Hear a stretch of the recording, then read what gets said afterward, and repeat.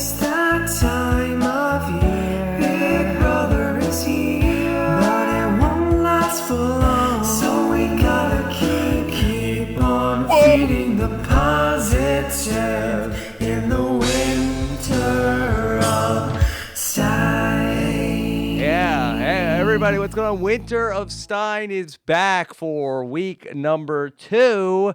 Very excited. Rob Cesternino here with the legend, America's favorite player, Mr. Eric Stein. Eric, how are you? Rob, I heard that Ben Affleck won't be returning as Batman. Was that just your audition right there? Yeah, that made my audition for to be the new Batman. We'll see. A lot of competition for that part. We'll talk about that. He did not go on Celebrity Big Brother to get on the ins for future shows, so I don't know. Yeah, I know. Well, we'll talk about lots of Hollywood entertainment news along the way. Yep. With Eric Stein. Eric, it's been a week since we last spoke, and so much has happened in the Celebrity Big Brother house and outside. How are you doing, Eric? I'm a little bit surly today. I do not enjoy the polar vortex, and I'll tell you why. It's not because it's cold outside. It's because it being cold is not a news story, Rob. I do not like when the news tells me if you're cold, your pet is cold. Don't use your stove as a space heater. The devil's dandruff will fall down upon you. I get it. It's cold. It's not a news report. I could go outside and see that myself, and it has me a little bit testy here in New York right now. Well, you talked about last week how you don't like the fall. You seem to not like the winter. Nope. Summer, I feel like we've established very bad, very clammy in the summer. Is it the Fingers spring? crossed for the spring. Is it the spring of Stein? That's your best time of the year? Many years of evidence prove there is no best time of the year. Okay, well, Celebrity Big Brother is heading towards the halfway point, Eric, and here we are back again to talk about it here in the winter of Stein, and a lot to get into. How was your week? It was not bad. It's gotten a lot better now that I get to be on the horn here with Pan Man himself. Wait, were you old or young, Pan Man? Yes, that was you mentioned on the podcast last night about how that I was in the film Pan Man with one Kato Kaelin. We did not have any scenes together, but that was a movie that my friend directed, the great Tim Polari, and then you can see the 2011's Pan Man. Well, not to knock your socks off here, but I once appeared in Bloody Slumber Party, available on Amazon Prime if you want to mock me. You'll find out very quickly. Cody Calafiore in that movie? Sadly, he didn't make the cut, but this is so maybe we're probably the two best suited people in the entire world to talk about last night's competition. Yeah. Well, we'll talk about that and a lot more. Eric, this week I thought you had a great post where on Twitter.com you ended up talking about the greatest diary room Big Brother contestants of all time, perhaps inspired by Tamar Braxton. Yeah, I think she has been dynamite in the DR, and it got me thinking. And since you introduced me to the Twitter machine, I finally learned that you can use moving pictures on there as well, as the kids call them. So I dug into the analyze files of Big Brother DR past, and tried to drum up. And I was trying to be fair about it. They were not all personal favorites that I shared, but I tried to give a rundown of some of the people who I think may have been some of the greatest DR givers of all time. Where do you come down on this list? Yeah, so I'm trying to bring up Eric's list so we can talk about it. But I thought your list was very fair. Let me see. Here it is. So here's Eric's list. Tamar is an all-time great in the diary room. I'd already put her in the top 10. Which other house guest gave all-time great DR performances? Now, were these ranked by you? No, I was going chronologically from recent to least recent. I was actually pleasantly surprised. There was not that much recency bias in the voting. I thought for sure someone who was on in like the last season or two would soar to the top of the voting, but it did not actually this was a pan out vote, that or way. this was your official? Well, I figured Eric that Stein it list? turned. It was my own thoughts on the matter, but by the likes and retweets, I think it becomes a de facto vote. Okay. All right. So just real quick, this was Eric Stein's list. You have JC. Is that like a beef sauce? Yes. Yeah. Great job. I mean, for there. my money, he's his ongoing Fessy shenanigans in the diary room make is a moron. strong candidate for my all-time favorite right off the get-go, and that's not recency bias; it's just pure genius in there. You've got Cody here on your list. Now, was Cody? Was it himself in the diary room, or was he a creation of the producers in the diary room? Because Cody on the Amazing Race is not giving us great confessional. No, on The Amazing Race, he's like, I'm a good guy. I was in the military. But this was good. Yes, we'll give an assist to the editors here. Okay. All right. But I did enjoy him. Of course, you have Paul on your list. You know, I know there's a lot of big Paul stands out there these days. That's but here's the thing. Before he ruined the show, I think the season before, people Season forget, 18. look at this man. Like, can you do moves like that? Yeah. That was nice. He was an all-time great in Soul. season 18, and he shouldn't have come back 2 seasons in a row. He's an all-time worst in his next season. Yeah, Johnny Mac. No. Yeah, Johnny Mack getting a lot of love on this poll. I mean, he's always been a favorite of mine, but I didn't know that he had such mainstream appeal. It's no wonder that they brought back the entire cast of Big Brother 17 other than him and Vanessa. Wait. I think I got that wrong. Okay, you have Mama Day here, which I think was a little bit of a surprise on the list. I'm trying to cover my bases, and I feel like she brought some entertainment value in her I day. think she's best known for her gifts as opposed to her diary rooms. Yeah, I think that she's probably also not getting the love from the BB fans anymore. You know, she's left us high and dry to join our boy Paulie, over in the challenge. Yes. So I thought here's another Shocker. Judas is on the list here. yes, there was some Austin confusion. Madison. People thought that Austin was who I was promoting here, but any person who has a split personality and a You top like that. hat has to get some consideration. I mean, the man came with props and an entire alter ego. I don't know why he gets hated on the way he did. It's probably because of his Liz saga, but I'm here for it. Okay. I'd like to see some more from Judas. All right, you have Mr. Fruit Loop Dingus himself, Zach. Yes, Rance. one of CBS's favorite sons right here. Mhm, yes. No qualms there. Amanda Zuckerman. Amanda is one of the great mysteries to me, other than the fact that they've blacklisted the entire season of contestants. But Amanda should have been back on the show many times over. Great entertainment and decent player as well. Yeah. You have Rachel Riley on your list. Another one where it's almost like as you go further back down on the list, people are no longer appreciating what these people originally brought to the show. It's like, oh yes, legend Rachel Riley. Well, there's a reason that these people returned to the show in the first place. She was spitting fire in the diary room, especially I think on 12. Mm-hmm. And then more Big Brother 12. Here's Matt Hoffman.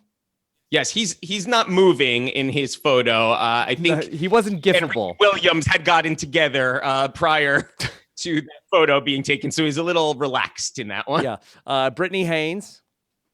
How would you describe that dance move? It looks like That's an happening? Arrested Development chicken dance. Oh yes, Yeah. You have I like it. Jordan Lloyd. I feel like this Jordan was sold short. I mean, she couldn't tell time. that was pretty good diary You got room. Ronnie. Look at the look on her face. She even looks confused in the screen grab right there. Yeah. You got Ronnie crying in the diary room. So Ronnie is probably my all-time favorite in the diary room. No one would ever possibly remember this, but there was some sort of veto competition where they were collecting coins in the backyard, and he stopped down a diary room in the middle of the session because he found some loose change in his buttocks, and he pulled it out and he's, oh, look, I just found a quarter. Yeah. I mean, come on, you don't find that in today's scripted sessions. Okay. And then you have Michelle here. I thought that was another stunner to me. All right. Well, couldn't find the actual footage, but, if you recall, she actually, in the unitard, she turned her full back. By the way, for the podcast listeners, this is Big Brother 10. Michelle has made Eric Stein's list of all-time diary room. She turned her back and did a full confessional backwards, screaming at the camera. Come on, that is good energy right there. I'm an appreciator of the OG unscripted diary room. I once we started getting Lane, and he's like, I rode my tractor trailer to the veto competition, and I baled some hay with the competition. Yeah. It's like, come on. Enough. Okay. You have both Donatos. I think that this is fair, objectively fair, that they would both appear here. I actually think that Dick, his in-house energy was probably more what he was known for than his diary rooms. But I think when you're name checking people who were sort of, iconic for their sound bites, it would have been wrong not including him. Okay. And then we're going all the way back to Danielle, Big Brother 3.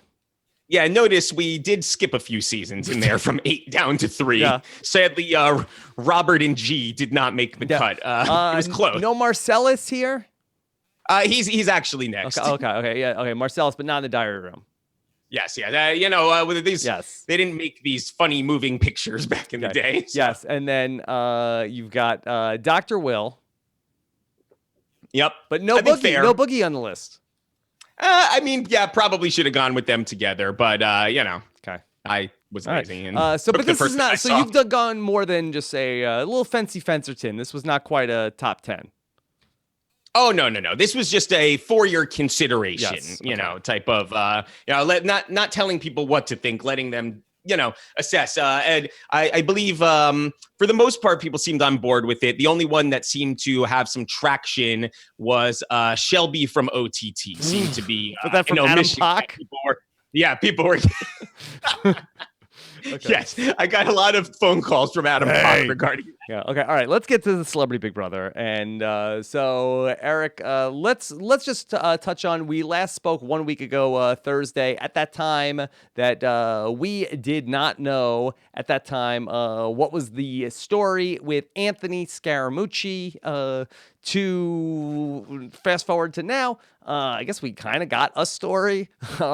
Eric, I know your tagline has been oof, but should we consider replacing oof with mooch? Yeah, I think this was clearly a 5 mooch situation. 5 mooch. Yeah, but I think he blew it up in production's face by just going rogue with his interviews and just being like, nah, I was never going to be there. No, I didn't quit. This is my contract. I came here just to hang out for 5 days. What's crazy about that? And I just beautifully love the story that they told. I mean, this is just the best, guys. I mean, I would give anything to be at the producer's table as these EW interviews are rolling in. So if anything, I think he did what he does best. He's the communications director. He spun the whole story. I met some great down-to-earth people. I mean, is this what he considers a down-to-earth common person? I don't know too many Tamars and Joey Lawrences in my life, but I love it. He did a full spin cycle on this, and he came out looking great. The producers look like buffoons, and that's the bit. Eric, the question that I can't wrap my head around so they had the mooch. We have him for 5 days. He's going to leave. We're going to say it's a twist when he leaves. Why not do anything with him that would be in the nature of a twist? Like him being there and just leaving is not a twist to me. It's just a thing that happened. Yeah, I'm totally on board with you. I mean, a daily press conference might have worked. So, that would have made sense in a celebrity world. Right.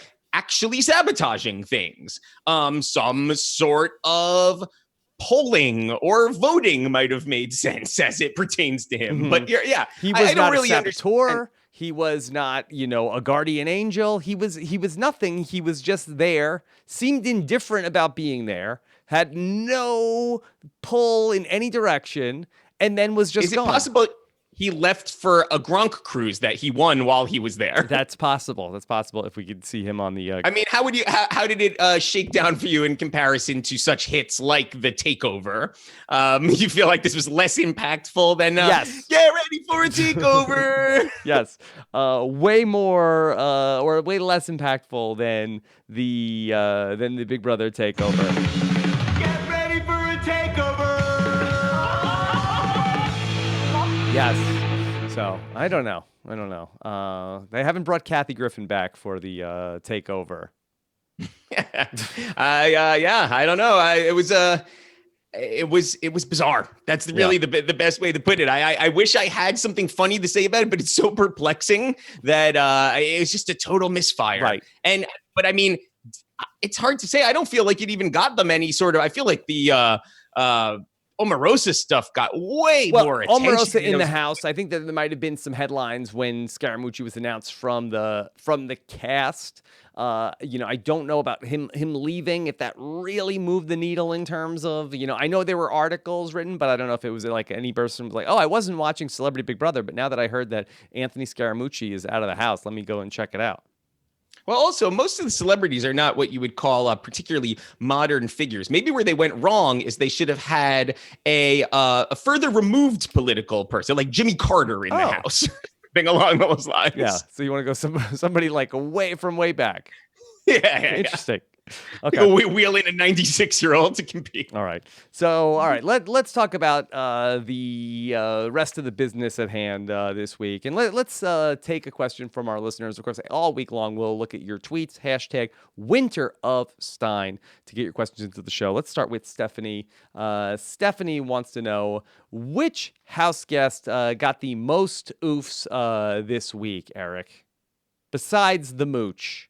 Yeah, it was a pretty oof-tastic week. I would have to say, I know people they're pulling for stomach hurty probably here, right? I mean, where do you come down on that? I personally very much enjoyed that segment. Oh yeah, I wish we saw more of that. I could have done a whole hour on that easily. I've heard from a lot of people that ruined the show. That was terrible. But the way that I look at it is that 30 years from now, God willing, if I am still walking this earth, I will remember that Ricky Williams had to perform the colon massage on Kato Kaelin. And a sweaty one at that. Very, very sweaty. I mean, that was almost like a clammy E moment right there for Ricky. Yeah, that's a good. I don't know what he was getting so choked up. All right, so let's touch on this a little bit here, Eric. This is a question from another one of our listeners. Allie says, Rob and Eric, can you think of something that could have potentially topped the Big Brother massage scene in Big Brother past? It was definitely one of the more out there segments. There's definitely been a lot more cringeworthy segments than that before. I mean, we got like 8 to 10 weeks of, Caleb stalking Amber around the house. That made me a lot more uncomfortable than one man's constipation. Yeah. I don't know. Off the top of my head, I'm not thinking of anything but this did not make me feel uncomfortable. Yeah. They talk about nonstop in the house. Mm-hmm. If anything, this was just an homage to, 22 seasons of poop right here. Mm-hmm. Yeah, it had all just like backed up to a point, and then this was ultimately the culmination of that. Yeah, if anything, I would say that this was probably like the number 1 or number 2 best moment of the episode, most likely. Season, perhaps. Yeah, okay, absolutely. And I think this could be a career boom for Ricky also. I think so. Michelle Mabel says, do either of you ever get as sweaty as Ricky when giving a massage, colon or other? Now, Eric, we know that you get clammy. Would you get sweaty performing this type of procedure?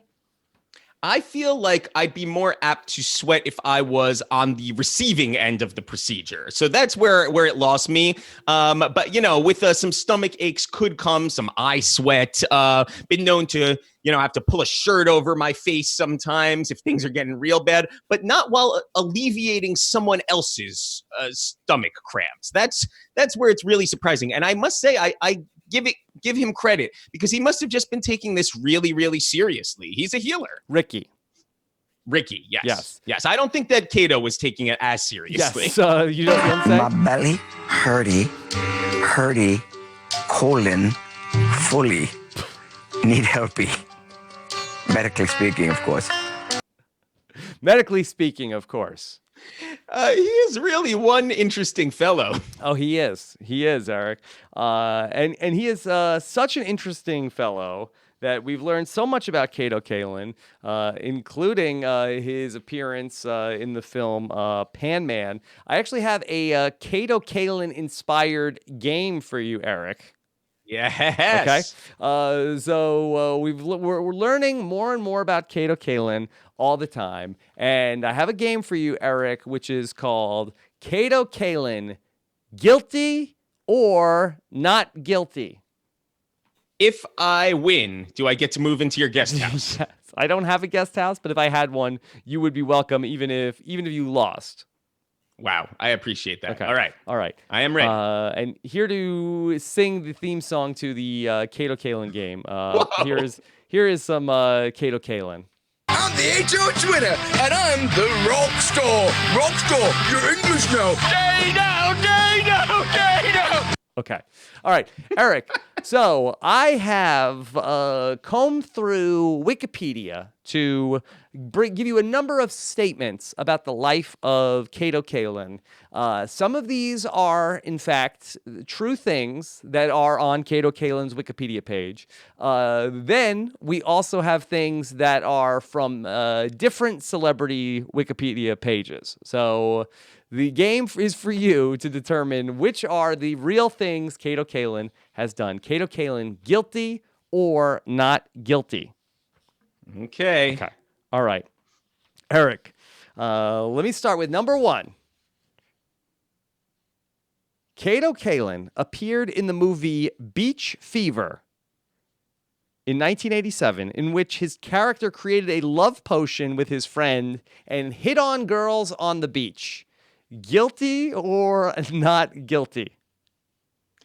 That feels like he is guilty. Yes, guilty as charged. It sounds like we could be in for a modern day remake. We could have David Gurdon, Jay from Survivor. It's a lot of great Beach Fever participants. I feel like that in the love potion is frowned upon now, Eric. Yeah, that could be a bit of a Me Too storyline. I think that we grew up in the age of love potion number 9, and just give this drink to a person, and then they can't resist falling in love with you. That's frowned upon now. Love potion number 9 made me think of Mambo number 5, and Lou Bega would have been a welcome house guest, I think. Lou Bega would have been great. They could, but they needed to cast all of the women in the season that he talked about. Yes, exactly. A little bit. Yeah, I think that the reason I think it's okay that Kato is in this film is because it predates. Right. His trial situation. Yes. I think that if he had been dosing out love potion on the beach thereafter, it would have been far worse. A rare pre-OJ saga credit for Kato Kaelin. So maybe he is a celebrity after all. Yes. Okay. All right. Number two. All right. Round 2, Eric. In a series of 2010 YouTube advertisements for vitamin water, Kaelin appeared as Norman Tugwater, a lawyer who defends professional athletes' entitlements to a cut from fantasy football team owners. This is very in-depth and quite bizarre. You need to repeat it. No. At first blush, I would really wonder why a vitamin water company would want this association, Mm-hmm. but I could see someone getting on a creative role and like it kind of getting away from them a little bit. Like, well, we can't get Johnny Cochran, so I guess we could get Kato Kaelin. So I'm going to say he's guilty of this as well. Not guilty. Ah, This was Gary Busey. Gary Busey played the role of Norman Tugwater for Vitamin Water, which... Are you sure it wasn't Gary Busey as Kato Kaelin as Norman Tugwater? It doesn't. It makes less sense, honestly, with Gary Busey as the role of the lawyer. But That would have actually been something intriguing for Celebrity Big Brother if they had also D-list celebrities who had once portrayed another bad celebrity, but they came and played the game as the person they played. Character. Like Mario Lopez as Greg Louganis in the Big Brother. So you would house, for like this example. would then fit the criteria of your Austin Madison playing the role of Judas in the house. Yes. Like it's like and they go in with the thought process that if they do like a masterful acting job, they'll get like a career-breaking role in an indie film for their dramatic portrayal. Now, isn't it true that that's what Jonathan Bennett came into the house playing Aaron Samuels? It did seem that way, yes. Okay, all right. Round 3, Eric. In 2002, Kaelin participated in celebrity boxing and originally was slated to oppose John Wayne Bobbitt, who dropped out owing to being arrested for domestic abuse. Bobbitt was replaced by female pro wrestler Joni China Laurer. Kaelin wins the fight in a majority decision, 29-28, 29-27, 28-28. What was the year on this? 2002. Did Kato Kaelin get involved in celebrity boxing to... I mean, the thing is, this could be any multitude, any hundreds of people, but the story adds up for me, so I'm saying guilty. Not guilty. No. Who was it? Was it Danny Bonaducci? It was Joey Buttafuoco. Joey Buttafuoco. He was the Lorena winner. Bobbitt, not for nothing, would have been a pretty good house guest here. Yes. You can imagine her video package. These house guests don't want to be sleeping with me. Well, Lorena Bobbitt's having a moment that I think that the tide has turned on Lorena Bobbitt. I think that she's becoming more and more popular. I see her as having good reason to be popular. I think there are several people nationwide who'd like to do what she did. Yeah. So Lorena Bobbitt maybe in a future season. Someone call up production. She could be on The Masked Singer for all we know. That's true. She could be one of the top 5. Now that would be something nice. Okay. All right. Number 4. So you're down only one right so far, Eric. Well, they all feel so believable. Yeah. Number 4. Kato Kaelin. He was seen on an episode of the reality series Sunset Tan, asking specifically for a farmer's tan. Guilty.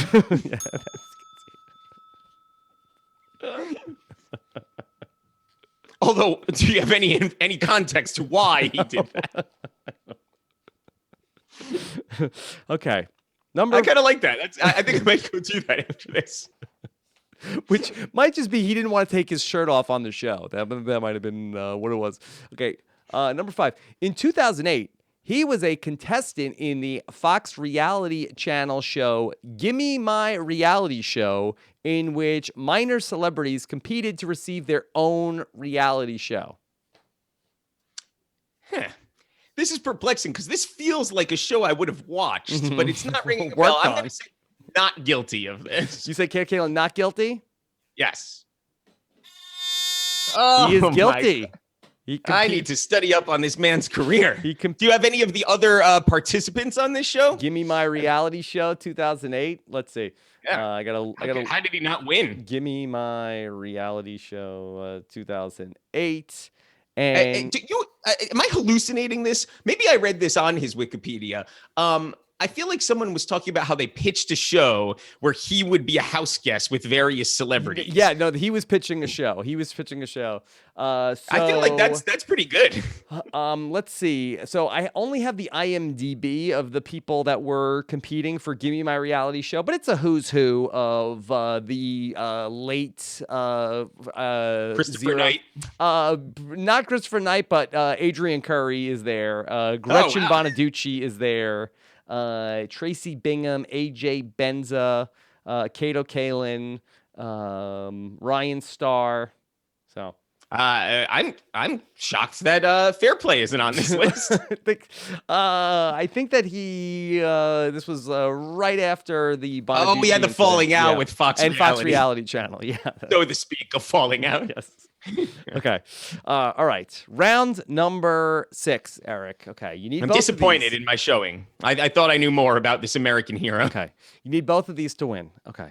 Okay. I have a prize for myself if I can pull it out. So we'll see. Okay. In 2006, Kaelin directed and released his own sex tape. However, Kaelin stated in an interview on Where Are They Now on the Oprah Winfrey Network that he was not actually in the sex tape. Rather, a stunt double had his likeness added onto it. Boy, that's really dumb sounding. I'll say he's guilty. No. Oh, no. I thought you would know that for sure. That was Dustin Diamond from Dustin Diamond's Wikipedia. Yeah. He said he got deep faked back in 2006. Oh, I always thought that the Dirty Sanchez was real. No. It was a fake. Well, then why isn't he on this then? If he's cleared his name and his mustache, the UK, so Big Brother, but not US. Okay. Doesn't this feel like Hulk Hogan should be there? By the way, who also did the UK one? Some real misfires here. Yeah. Okay. And then finally, all right, you've already officially lost. This is a letdown. Okay. In 2005, Kaelin appeared in the first 3 National Lampoon's strip poker pay-per-view programs. No, that's true. Yeah, guilty. Definitely guilty. Just to give you some more backstory to that, the titles were filmed at Hedonism 2, a naturist resort in Jamaica, which led Kato to quip, "The first few days were the hardest." He said. The Playboy Bunnies, the WWE Divas, and the pinup models were competing in the No Limit Texas Hold'em games. And upon losing all of their chips and clothes, they had to dive into the pool of shame and visit Kato's guest house, where he would interview the nude, defeated players. He also appeared in numerous comedic skits. This man has led a very colorful life. Is it? This is a possible scandal, though. If the WWE divas were there, I know she probably would be about 10 at the time, so probably doesn't add up. But was this an inroad to a pre-alliance with Eva Marie by any chance? I don't know. Not seem likely. Maybe it probably was actually China. Okay. Well, the late great China. Yes, Okay. yes. Who we also met the first night we met China. Yeah, and Ron Jeremy, I believe it was quite a crew. Yeah, no, that at the night that I met you at the Fox Reality. They should make a movie about that night. Yeah, it's a real who's who. It's a real who's who, and of course, culminating in Danny Bonaducci powerbomb. Where were you when Johnny Fairplay got taken to Slamtown by Danny Bonaducci? I think I was supposed to go out with you guys afterwards, and that put a little wrinkle in my plans. I think I was being chased through the hallways by Brigitte Nielsen. She was 3 days sober, coming off of Celebrity whatever show, Rehab or whatever show that was, and she was feeling alive. She seemed very frisky. And I think I was using my fancy footwork to try and avoid her after we presented an award together. Yes, I think that Nicole and I were sort of outside. The power had gone out. That was really one of the major problems, that the power had gone out. And then it just turned into like a free-for-all of like people going up on stage and talking. And there was like heckling going on because they couldn't really do the show because the power was out on a lot of things. They were sort of like on backup power. And Nicole and I had gone outside ringside, and we were sort of getting the tea spilt on Sanjaya from one of his handlers. We're telling us like all of the tea of what it was like to have to handle Sanjaya. And then you slipped on a shrimp, and the rest is And then we history. were slipping on a shrimp. And then Dan Liu came out with the news like, hey, did you hear what happened to Johnny Fairplay? It's tough times. Yes. Tough times. That was right before I went out on tour with the girls of Rock of Love and Johnny to do some club appearances. Well, and Eric, just to bring it all back, and then Johnny Fairplay went on to celebrity box Michael Lohan, the spouse of Dina Lohan. What a tangled web we weave. And here I am right now interviewing with Lindsay Lohan. Yeah, that's right. What an honor. Johnny, were you there in the front row of the Michael Lohan No. Fairplay Celebrity Boxing, I was Lindsay? not. Yes. No, yeah, not yes. you, Rob. My dad kicked Fairplay's ass. Okay. All right. Eric, we're talking about the stars of the movies, and this was a week that we got to see another great film take place in the Big Brother house. That was when last night we got to see the Slaughterhouse HOH competition. Eric, now, not a lot of plot details were given to us about the Slaughterhouse competition, but I thought that maybe you and I could talk through some of the details of the Slaughterhouse film that the Celebrity Big Brother contestants were appearing in. Yeah, I think so. And the good news is we have Joey here to guide us through it because he has a long history of appearing on set in haunted houses, as any quick review of his career will tell you. Whoa! Yes. Now, has he made a scary movie? It must have been Skate Dog, possibly. Yes. Well, you're tying in all of our segments because I want to talk through later on in the show, Joe, that we should use the power of the publicist to see if we could get some momentum for Joey Lawrence appearing as the next Batman. But I was going to mention that his 2018 film Skate Dog has caught my attention. Eric, are you familiar with Skate Dogs? I am not. Is that the prequel to Slaughterhouse, possibly? Well, perhaps in this scenario, we can talk it through. 2018 film Skate Dog, which stars Joey Lawrence, which is about a skateboarding dog. And I do have a clip from the trailer of Skate Dog for you to listen to. But let me just tell you quickly, the premise is there's a talking skateboarding dog.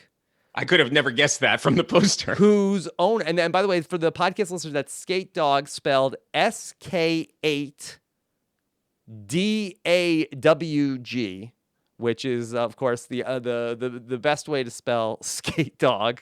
And the skateboarding dog is a walking, or I guess all dogs can walk. Most dogs can walk. But it is a skateboarding talking dog whose owner is not good at skateboarding. 10-year-old kid, worst skateboarder ever, bullied, makes a bet with the bully that he can beat the bully in a skateboarding contest. And so skateboarding talking dog and I believe also a sister who's also an ace skateboarder are trying to train the boy to skateboard to beat the bully in the skateboarding competition. Here is And Joey Lawrence plays the boy? No. It's unclear what his role is. Let me play a clip from the trailer. How to shred. Oh, yeah. Check it out. Pop. You gotta push down hard on the back of the board to make it go high. And vert. Go ahead. Shower me with compliments, but I still won't work on weekends. Joey Lawrence. A skateboarding dog? Now that is something unique. And David Arquette as the voice of Buddy. I gave you pure gold to work with. Skate Dog. Look for it on DVD and digital. Is this what he's working on developing with CBS for after the show? Maybe a spin-off for version. I feel like Air Bud should have something to say about this. Well, Skate Dog star Joey Lawrence, that he plays Mr. Hoffman. He appears to be like some sort of like CEO executive type. So I don't know if he's the kid's dad. Matt Hoffman's father. That he's portraying. Maybe. And he's like, a skateboarding dog? That's unique.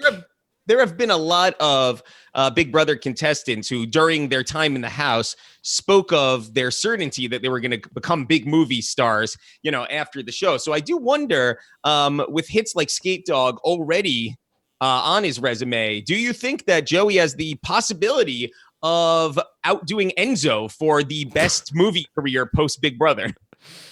Boy, I guess that's possible. I'm trying to think of Cody Calafiore, of course, that he has an extensive IMDb, and he's in that movie about like the party, right? Yeah, and I have seen some good short films from his brother as well. They normally clock in about 20, 30 seconds. So, okay. I'm trying to think. All right, so they might be the benchmark. Any other notable movie performances from the Big Brother alumni? IMDb claims that I played the role of judge in number 1 cheerleader camp, but I must say that I was not in any such film. Okay. Eric says that was not him. Must have been somebody else. Yes, okay. Fake news.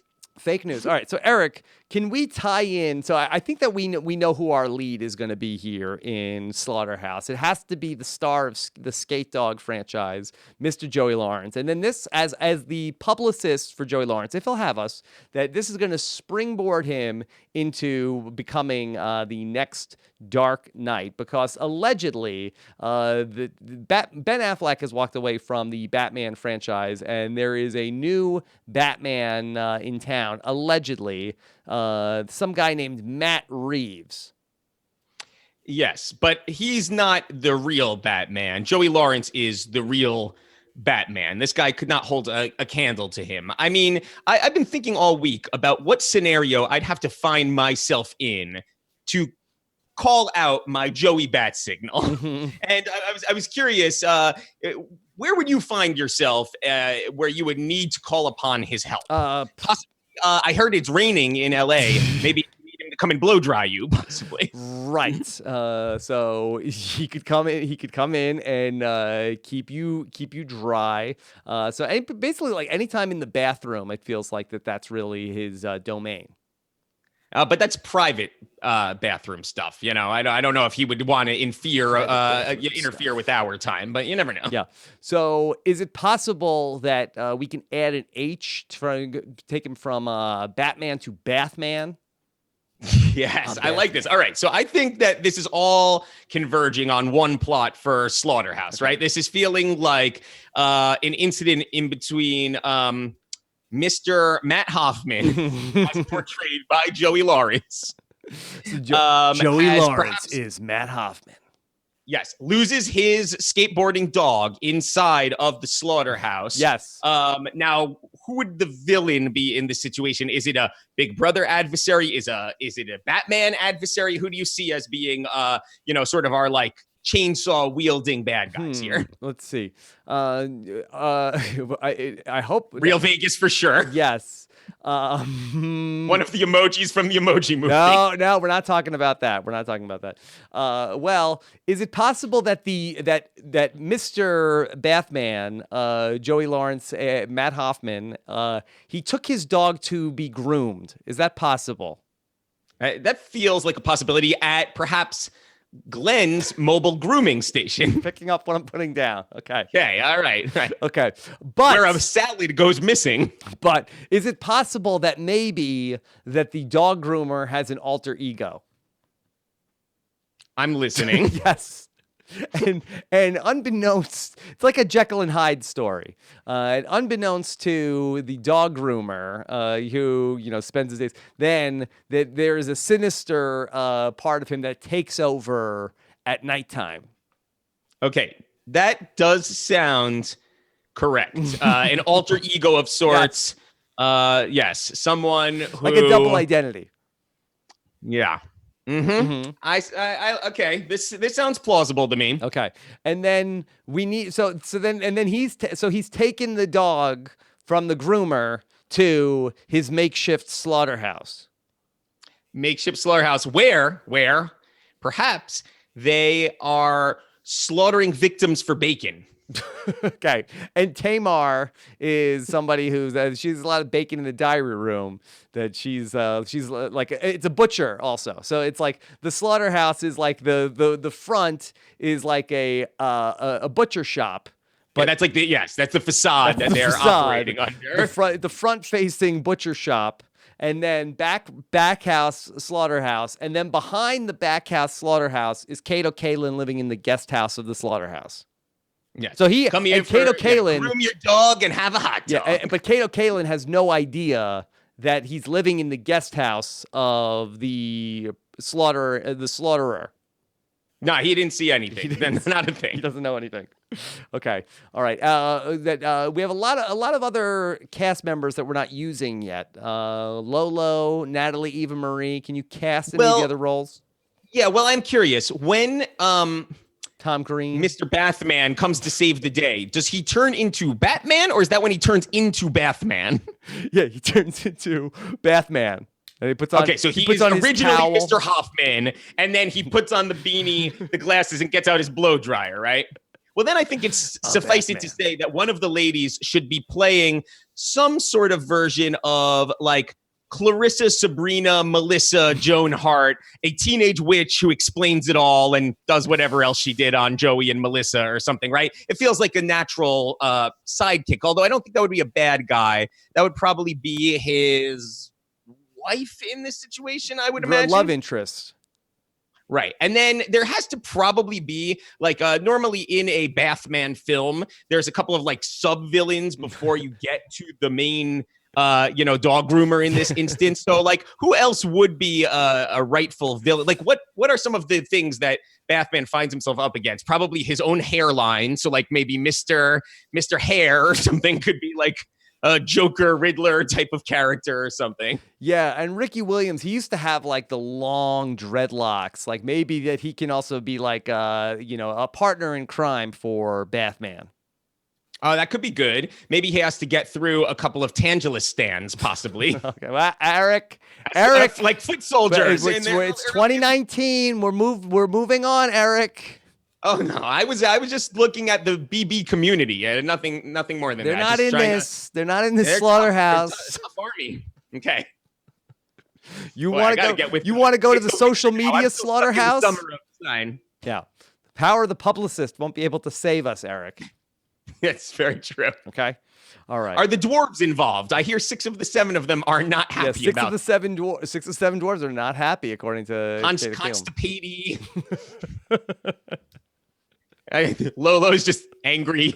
Yeah. Now, ironically, that we did see one of the dead bodies in the slaughterhouse was literally the guy with the key was sleeping in the bath. So that was really that mess with Bathman. Yes. Where was Big Dick Johnson in this? He normally makes an appearance in these. He's the reviewer of the movie. All right. 0 stars. 0 stars. No, he was reading the IMDb page of the cast list. Oh, yes. Yeah, watch out with that also. I heard sometimes movies can be better than their rankings. Yeah. Okay. All right. Eric, anything else you want to say on Slaughterhouse, or have we slaughtered this? I think we've sufficiently slaughtered this podcast. Okay. All right.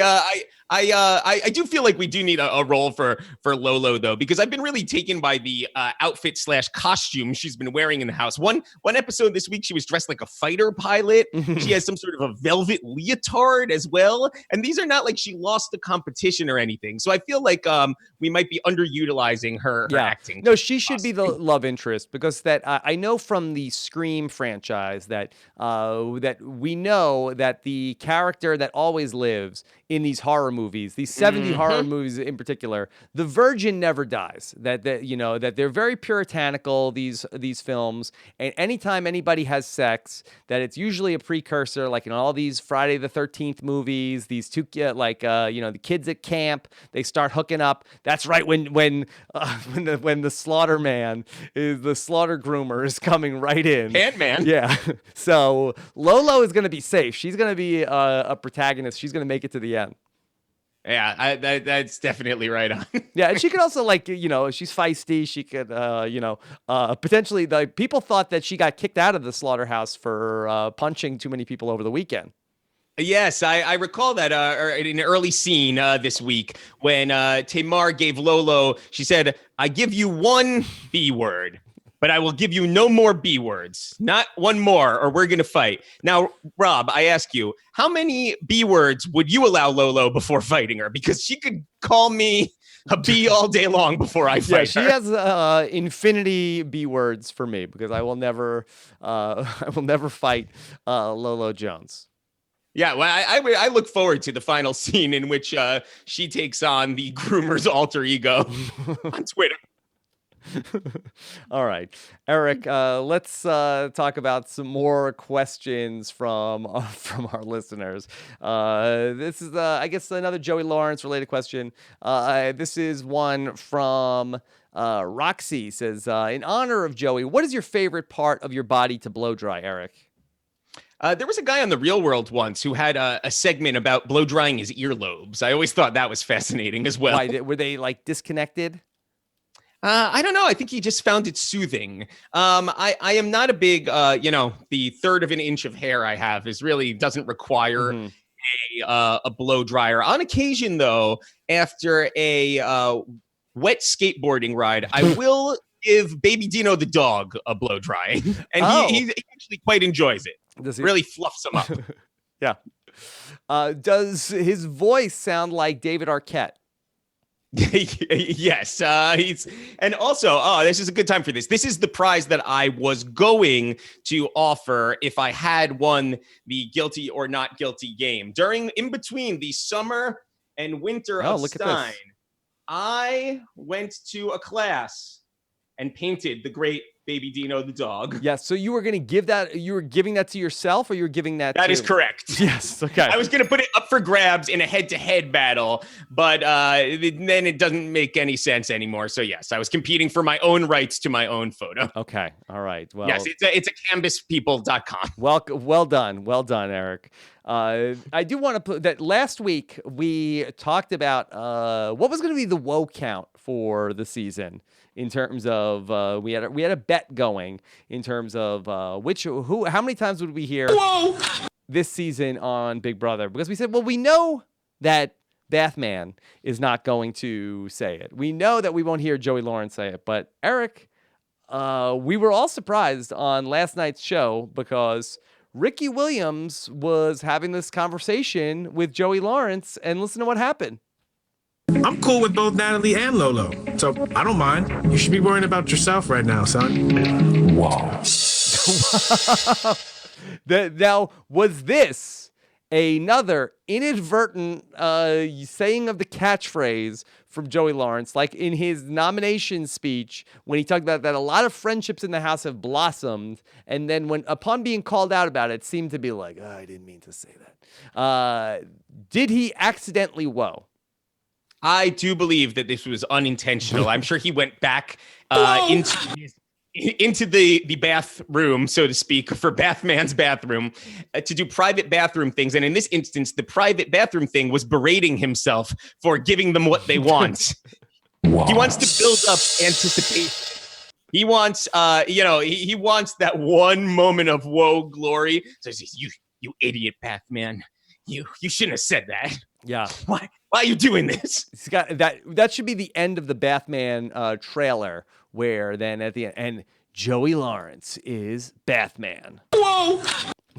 What are your theories on the many looks of Bathman that he has been unearthing this week? Do you think this is some sort of character acting? Is he playing various versions of himself inside of the house? Is this like when Derek put on a beanie to try and fit in with the young kids in the house, followed by Summer of Steve doing the same? He put on a hoodie.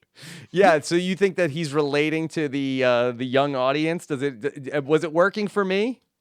Yeah, he's like, well, he does have both the winter cap look, but he also has a strange array of several leather baseball hats in various colors as well. And then he's like, he gets like really squinty also in the diary room when he has this look. I also noticed that he had his shirt buttoned up all the way to the top as well. Yeah. So that could be something for you to consider. Yeah. So to be perfectly honest, he has the look of someone that you'd find in a truck stop glory hole. Oh no. Or visiting one, nonetheless. We won't ask which side. That'll save that for the NC-17 edition of Slaughterhouse. Batman. That's my private bathroom stuff. Okay. You want to slip on my crustacean? Not good. Looks very confused in this look in the diary room. It kind of looks like he's wearing Hulk Hogan's painted on NWO beard when he like turned into a bad guy and they gave him like a fake, like he maybe goes into makeup every morning and they give him this beard possibly. What? No, well, ironically, that's how they put the stubble on his head. I think is the Hollywood Hogan. I think that's what they call that, Eric.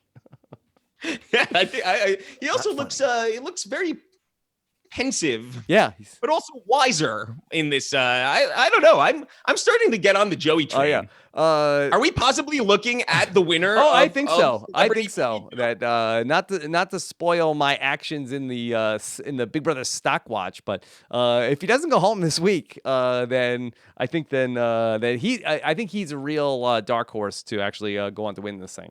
He's on the rise for sure. Assuming that he can avoid, slipping on any like a scallop or anything of that nature. Because I did see a couple of comments this week, and I was wondering your thoughts on this.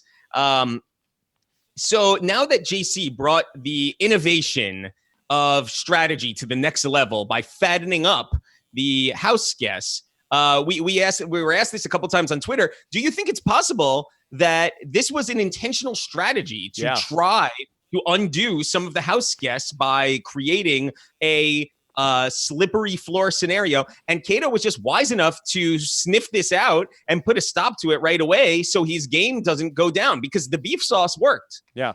Eric, well, you're ahead of me because this is a question that we have from one of our listeners, Ashley, who asked us this on Twitter. Do you think that Tamar was working on a new strategy when she dropped that shrimp that Kato slipped on? Last season, JC was trying to slow down his fellow house guests by making them overeat. Maybe that's she's how athletic Kato is, and she was trying to slip him up. Yes. Shout out to Ashley. She's definitely the one who brought this to our attention. And I think she's 100%. Listen, if it looks like a beef sauce and smells like a beef sauce, it's probably a beef sauce. So I think that this is definitely a new high-end, only seen on Celebrity Big Brother strategy. And honestly, this would be particularly dangerous and effective on me. I am very allergic to most shellfish. So, if God forbid a lobster. Slipping on a shrimp. Yeah. Yeah, I remember I did a food competition once with Mystery Foods, and my fellow house guests, they chanted clams at me, and it hurt. They wanted me to ingest clams against my will and have to be wheeled out of the Big Brother house. So I think this has been a long-standing strategy that's just gone next level here. So the irony is that you get clammy, but if you did eat a clammy, you would be done for. I would get clammy. You would get very clammy. Okay. A throaty, closey, helpy, needy. Yes. Epi penny. Yeah, it's like I'm Allergy the dwarf. My belly, hurty, colon, fully, need helpy. Medically What's also speaking, of strange, course. we learn drinking coffee is lots of fun, right? Yeah. But generally speaking, coffee and constipation do not go hand in hand. Usually that's the answer to the question. Right. So maybe all he needed to do was get with his own ally here, and Tom could have fixed this instantaneously. He didn't need this sweaty massage to come into Have play. some fun coffee time. Here's another question about the shrimp for you, Eric. This is one from 716 Fan Man writes to us and says to us on Twitter that I think that basically the question is how big are the shrimp they're getting? What size shrimp are they getting in the house? If you think that I could answer this question, obviously you're not familiar with the type of groceries that the regular house guests get versus the celebrities. Yes. I'm not Frankie Hi Mommy Grande. I do not get to select have my own fish brought into the house. I had generic Ralph's brand potato chips, a couple of chicken nuggets, a frozen pizza. There was no shrimp in the Big Brother 8 house. I'll tell you that much. Okay. They did look like Turkey some dog. nice healthy size shrimp that they were slimping on. It's a danger. This could be maybe we're looking at a sneak peek for season 2 of TKO, possibly.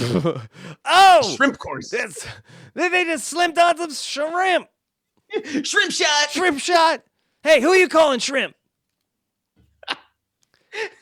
Maybe that's it. Maybe this is all setting up for a cameo from Kevin Hart. This could be Kevin Hart's glorious return to hosting. Yeah, he's like, hey, I'm Kevin Hart, and this is 7 Minutes with Kevin. Yeah. I'm going to interview the house guests. I'm back. I'm into it. Yeah. They should just take the cast of Celebrity Big Brother, bring them right over to TKO. It's got the setup. Oh, that is tricky, though, because they'd have to leave the house then to film at the same time. So yeah. What do you think of this, Eric? Masked Celebrity TKO. Oh, that's good. That's really good. Yeah, that could be what Bathman is headed towards. Okay. Coming this summer. I told you I'd be back. Okay. A couple other questions here with the great Eric Stein. This is from one of our Ride or Dies, John Tinkham. If Eric could have had the Glam Rocks play a set for his birthday, which of their hit songs would he have most wanted to hear? A, Come On, Feel the Positive. B, Sweet Child Oof Mine. Or C, Pour Some Beef Sauce on Me. Love this. Gotta go with Sweet Child Oof Mine. Okay. I was concerned for you, though, Rob, during this segment, because we heard from a couple of the house guests that it is difficult to play this competition and attend the Glam Rocks concert if you have a badonkadonk. And we have it on good authority from your wife that your butt is your most rotund and robust quality. Is that so right? do you think you might have struggled on the Glam Rock wall? I have no idea. I mean, I have not had any difficulties in life. Have you ever tried to hang off of a flat wall at a Glam Rock concert? Well, now I feel like that the losing Survivor the Amazon, I feel like that maybe I have something else to blame for it. I never really connected the two. That my lack of balance could be that I'm misproportioned. That's right. That's right. It's hey, listen, you got to work with your assets, Rob. Too thick, I guess. That's the problem. that's your new nickname. Too thick, Rob. Okay. All right. Eric, this was a question for you that, we've talked a little bit about some of these nomination ceremonies gone wrong. Kato Kaelin is nominating Tamar for being up there because he slipped on some shrimp. But Tom Green had to come up with some nominations of his own this week. I wanted to know that I thought that this was a curious suggestion that Tom Green had for his nominations, Eric. I mean, put Joey and Tay-Tay up. Does Tom Green realize that that of the celebrities in the house, Joey Tata, Nat from Beverly Hills 90210 is not in the house? I mean, put Joey and Tay-Tay up. This is high-level strategy, though, because he's probably pretty well connected to a lot of people in there. So if they could get the proprietor of the Peach Pit out of the house. That could be a hangout where some of the alliances meet up. Undoubtedly, several of them are probably friends with Jenny Garth and so forth. So it could really easily see a Gabrielle Carteris on this. Oh yeah. That seems No, it. I mean, I would watch a season, kind of like the season of Survivor where they brought back the people who got like medevac. What if we had the proprietors of the Regal Beagle, the Max, the Peach Pit, all competing on one season where they're captaining teams? I think that would be really nice. Yeah, that would be good. Now, I did look this up, Eric, that Joey Tata, that he is 82 years old, still with us. I would have really. I'm very. Let's just put it. I'm pleasantly surprised to hear that. I thought he may have been rocking with Casey Kasem at the Glam Rock show. It's my good friend Joey Tata. Always unexplained to me that the Peach Pit is the local coffee shop / diner that all the high school kids hang out at and drink coffee. Opens up a nightclub afterwards. I don't ever remember like the Lighthouse Diner saying like, you know what, we're opening up a nightclub next door. Interestingly enough, this very issue is happening on Riverdale right now, where subject Chocolate 50s Diner Shop has opened below it a speakeasy, which strangely enough has a 1920s vibe, which is very timely. Very timely. Big week for the Beverly Hills 90210 alumni, Eric. Nope. Don't know what you're talking about. Okay. All right. Then let's see. Wait. Can people cover their ears just so we can talk about it for hold 1 on, second? Eric, if you want to, I guess then hold on. The Office of Civil Defense has issued the following message. This is a spoiler. Warning. A spoiler. Warning means that. All right. Eric wants to talk about a different reality show. Now, all I wanted to ask you is what do you think that Adam Pock's reaction was at the time of the reveal? Yeah. I don't know. I think he was sleeping on the couch last night. Oh my God. She's here for me. Probably spit out an Appletini across the room. Okay. Eric, then let's see, what else? Some other questions for you. Let's see, got some email questions. This is one for you. This is from Andrea, who said, did you notice that when Lola was crying after the Lochte eviction, she said that she was upset because Ryan was the one who consoled her after she got 4th place at the Olympics. And Eva Marie said that he would do the same thing at the next Olympics. Was Eva Marie purposely trying to throw shade at Lolo because she's not going to medal at the next Olympics? Well, considering her performance on both the challenge and in Big Brother so far, I think the evidence is definitely trending in the wrong direction. Is that what you're saying? Yeah, I mean, the 4th place finish was one of her best. I mean, how infuriating must it actually be? She's a very serious-minded, competitive person. And like, I loved how she made up the excuse on the walls. Like, I would have won if my shoulder wasn't popping out. Can't have that happen. Yeah. It's like, that's part of the competition, lady. It also wasn't happening for that matter, but that's neither here nor there. The excuses are plentiful. I mean, it's got to be really eating away at her as she is, getting decimated by the likes of Dina Lohan in these competitions. Yeah. Do you know, I don't know anything about the Olympics or anything like that. So this is me completely speaking out of my butt here as per usual. But for Lolo Jones, like, was she at any point considered to be like track and field's #1 star, or is she somebody who was just far and away the most marketable person that we had? Great name, very attractive, that she is like, you could see her in post, like social media presence, like she's the total package, except maybe isn't the most, the top number one athlete that we have. But yeah, I think that's 100% got to be it. And I'm not an authority on this either. So I'm sure we will hear if we are wrong about this. But I do remember seeing tons of video packages about her and publicity. She was in all the magazines. Here comes Lolo Jones.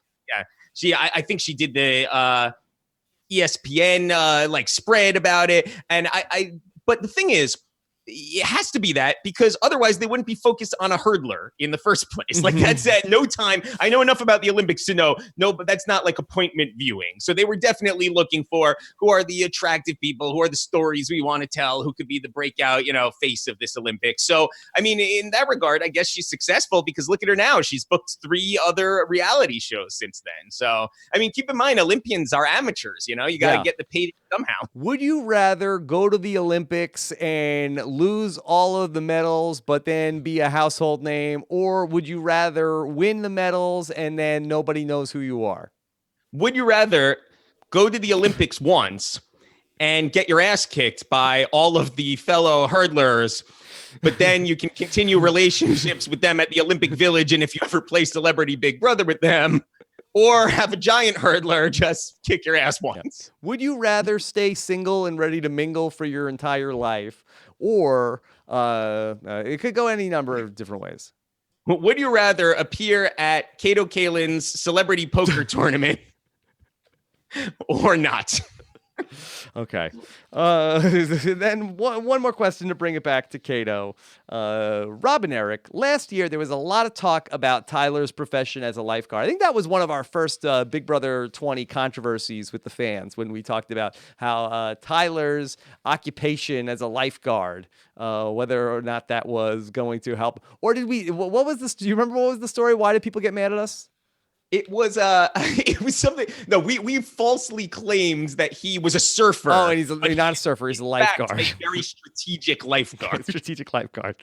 Okay. Last year there was a lot of talk about Tyler's profession as a lifeguard and all of the skill of observation that translated to the Big Brother house. Well, my mother worked at the auto show for years back in the late 90s, and Kato Kaelin would do a comedy magic show at the auto show. What kind of skills does a comedy magician have, and how do they apply to the Big Brother house? That's from one of our listeners. Now, this is something I'd like to see. Yeah. If we could get the trailer to Kato Kaelin's comedy magic show. I could see that's like probably another night you had in LA once. You're at the Magic Castle. It's you, Neil Patrick Harris, Kato Kaelin, Johnny Fairplay. Yeah. Boy, I don't know. Is that something that translates directly into the house? Comedy magic? At auto shows, nonetheless. Yeah, comedy magic from Kato Kaelin. Well, it's almost like that he could make a lot of objects disappear, and then they were just gone. They would not reappear. They know he turn a blind eye to anything. I really do wonder though, if you're trying to, all jokes aside, if you're trying to sell a car, what's your thought process behind, you know what? I'm going to get a magic comedy act from a 25-year-old public name that may or may not have witnessed a murder. Like, how is this going to inform someone's car buying? Now, Eric, this is an auto show. We don't know sort of like what booth he's at, but if it's like, hey, it's the all-new 1997 Ford Bronco, and here to tell you all about it, Kato Kaelin. Guy, Broncos. What? I can't believe it. Like, you could get away from everything with this thing. I thought that the closest that a Big Brother contestant would get to this type of performance would be like Elena or Raven doing like a temp job for the day as like one of like the presenters at the Abbott Center or something like that. Yeah. This is way better. Way better. Okay. I would buy one. Eric. How much do you think that the Bronco goes for these days? The Bronco from the case, it was, I don't know. Probably, I think that's available on eBay. I kind of feel like that after the civil suit, I think they sold all of OJ's possessions. So I don't know necessarily if that it's available, but I don't know. Something to look into. What do you do with it? Put it up on like cinder blocks in your driveway. I guess like, donated to the Smithsonian. I'm not sure. Yeah, I mean it is historic, but I don't know. Okay, Eric, what else? Anything else from the week in Big Brother Celebrity? Well, this was definitely a week of nonsense, but I am curious. You hit on it briefly last night, and I do want to talk about 2 seconds of strategy here. Please. I'm curious your take on how hot people should come out of the gates. Is there laying low, or is the 3-week structure Low. just the first 5 who align are going to make it? The people who know how to play the game are going to make it. I know in modern Big Brother, we've seen sort of the last 2 times, Tyler and Paul each almost go, start to finish and never really run out of steam. So do you think that the people who came out of the gate strong here are going to be the likely last people standing? Or do you think there is still room for coming on strong later, even in an abbreviated game? What's the strategy here for how you time this out? Yeah, I don't think that Celebrity Big Brother is really the place for big moves. It was like Shannon came out, she overplayed, and then was a target after that where it's like, oh, she's playing the game way too hard. She has no chill. And so then from there, I mean, I'm not super well versed in the strategy of the first Celebrity Big Brother, but I mean, like, what were like Ross and Marissa, like, what were their biggest moves? So after they got Shannon out of the house, and then what happened?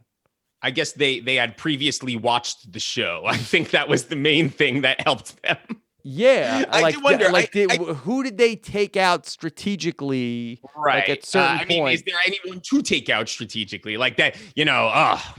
We got that superstar Brandy out, right? I don't really know. Like there was like sort of like James Maslow. But he's like a foil to all of them. I guess like my question here is, right? So Lolo and Natalie Eva Marie, they've been at the sort of center of all of this, but they've had 3-4 full alliances so far. They're the ultimate flip-floppers. They had the 2 guys who are already out. They've had Kato and Tom. They had Tamar. They had Ricky.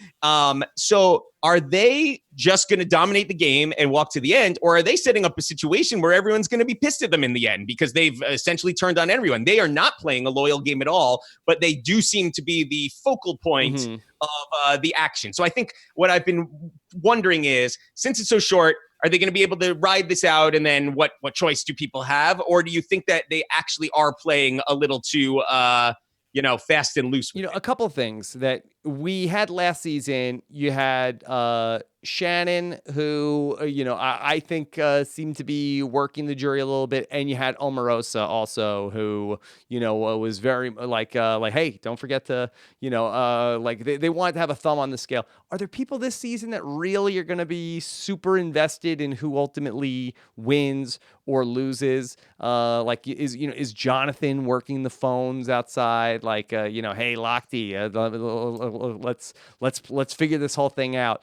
And I'd say probably. So many people make it to the finale. I know we're worried about like, oh, they're going to get out of the house. They're going to see the tapes. Well, people who were on Big Brother 20, like didn't go home, race home and watch the tapes. So the celebrities probably are never going to go back and watch this. And yeah, they might hear things on social media, but I mean, let's see. I mean, so many people make it to the end. I just really feel like that stand pat is the move. Get an alliance, stand pat, get to the end, get to the final night where 6 or 7 people are still in the house, and then go from there, where I feel like that, making like a huge move to get out somebody who's threatening you is, I think that there's more good than bad. Right. Yeah, because I think that essentially what you have is you have factions like you have on a normal season, but what you don't have is an opposing faction on Celebrity Big Brother. Right. You have the people who are playing and then just the other people who are there. And we saw Joey even trying to say like, hey, why don't we get all the 5 of us together? And Tamar's like, no, we suck. We can't. I mean, she's not wrong. Yeah, no, this isn't an alliance. But as some of your squad like to say, everyone's the hero of their own story, right? So of course, Bathman is going to think he's going to be the hero to take down this evil alliance. I think he actually may be, maybe because they are a little trigger happy. The other group, is there a world in which the the Rickies and Toms and Katos and Natalie's and Lolo's take each other out, and Bathman is left in the end. Yeah, because he can win a competition. He's probably the most like athletic person that's still left in the house. So that I feel like that if he can get through the week. I'm just talking myself into this. Clearly, we know who's playing and who's not playing. Yeah, but he's.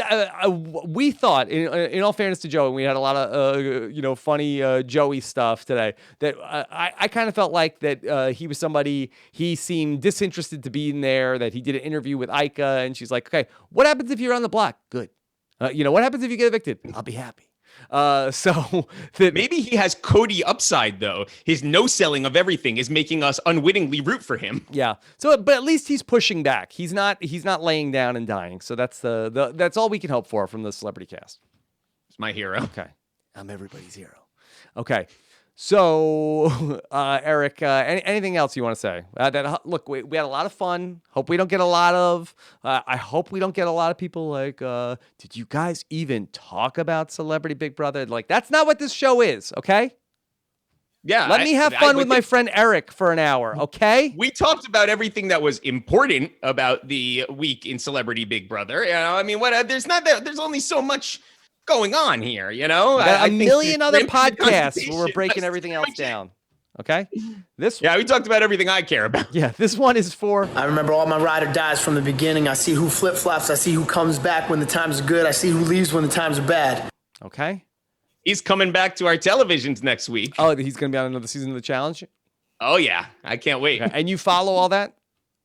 I do. Yeah, I do. I actually worked on the challenge briefly. Is he as good on the challenge? I saw that, there was a 1 week where he got into a big fight with everybody, but is he good on the challenge? Oh, yes. There's reason to believe that, he has a love story coming up on this upcoming season that may or may not end well. Okay. All right. Don't want to spoil anything. We'll see. All right. Eric, anything else you want to tease anything for next week? I think that next week we need to record. There's a show on Thursday, so we need to maybe Wednesday recording the Winter of Stein next week. No, I just hope I survive the polar vortex to be here. Okay, all right. Any other thoughts, Eric?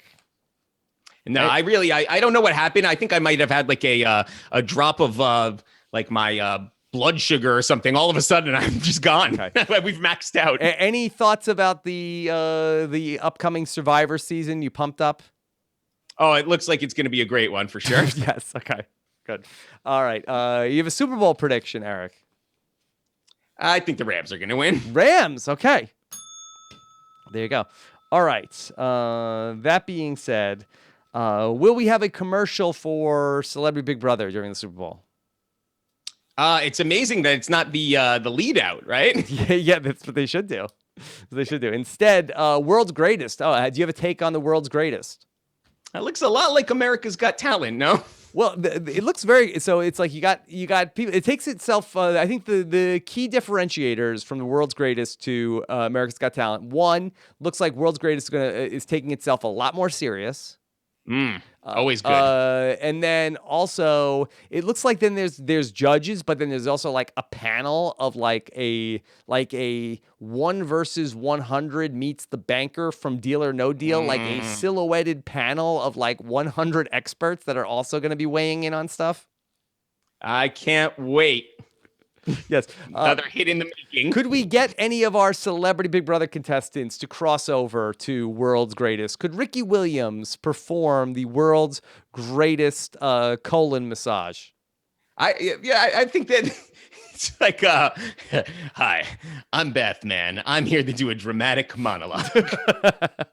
Bravo, Bathman. Thank you. All right, Eric. And Lolo comes on and comes in fourth place. He's going to come in fourth place. Eva's in the wings. Like, it's okay. I'm getting Lochte for you. He's going to console you. A fourth place finish for Lola would be fantastic here. Just outside of the medals for Celebrity Big Brother. That would be great. I would love the segment with the, like the other three gloating afterwards. That would be good. All right, Eric, the time just slipped by today. It's very dangerous. Be careful. Be careful out there. Okay. Slippery out here on the streets of New York. All right. Our next live show will be on Saturday night, where we'll be talking about the live eviction coming up this Saturday, and then word on the street is then another live eviction on Monday. So we'll be like it really depends on when you win these HOHs. It's like Tom Green gets an HOH for 5 days, and then somebody's gonna get HOH for like less than 48 hours. Yeah, I got to be honest. I have absolutely no clue what's going on with the schedule or the HOHs. Or just the like schedule. It's like I look at my DVR and I'm like, wonder what's happening tonight. I podcast about the show, and I have to have like a calendar. I'm like, oh, wait, is it on tonight? Is it not on tonight? I don't know how anybody who is right. like, if you're outside of this world, the only way you could possibly be following this is it's just every night in prime time, you just put on that's CBS, the greatest right? the greatest trick. The new head of CBS programming is like, we'll really mess people up because they'll tune in every night to see if it's on, and maybe they'll stay.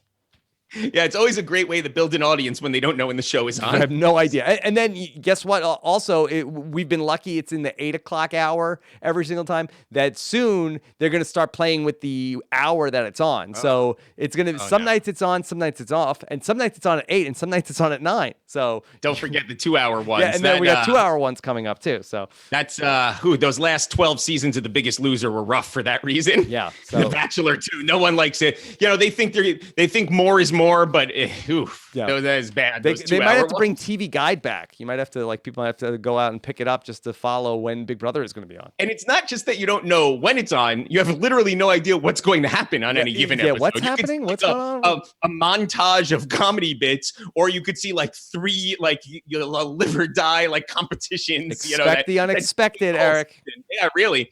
I think that I wonder if they know what's going to be in any given episode. No. We're figuring flying by it out the on the seat fly. of our pants here. Yeah. Okay. All right, Eric. Are you ready? You ready to bring this home? Okay. All right. Here we go. Of course. So that's our next live show. Thanks so much to the patrons of Rob's podcast. Make all of this nonsense possible. Lots of Survivor stuff coming your way as well. Be on the lookout for that. But let's talk about what's going to happen next time on the summer or the winter. The winter of Stein. Okay, here we go. Eric comes on this show and he's trying to come in here and take the role of the next Pan Man. Well, that'll be over my dead body, okay? Rob may have escaped the slaughterhouse, but his big, supple butt will not escape next week. I'm sending him home straight to the Hive cruise, whether it happens or not. Who will be sent to the Hive cruise, and will they have a ticket for them when they get there?